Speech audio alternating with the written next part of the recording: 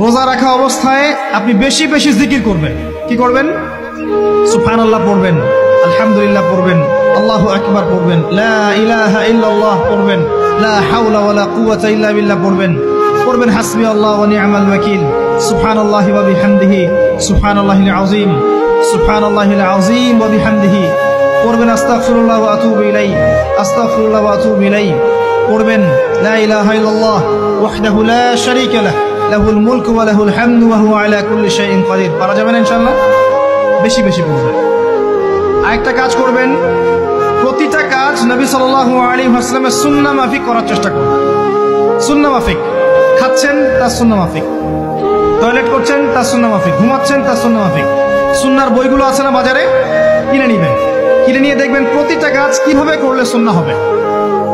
এই কাজগুলো করতে গিয়ে আপনাকে গভর্নমেন্ট বাধা দিবে, বিশ্বের পরাশক্তিরা বাধা দিবে, আপনাকে কি কেউ পিটাবে এগুলো করলে, জেল খাটাবে?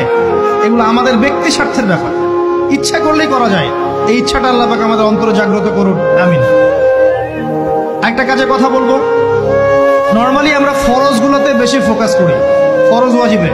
রমজান মাসে সুন্নত মুস্তাহাবে ফোকাস করতে হবে। রমাদানে একটা নফল আপনাকে ফরজের নেকি দিয়ে দিবে ইনশাআল্লাহ, রমাদান একটা সুন্নাহ আপনাকে ফরজের নেকি দিবে ইনশাআল্লাহ।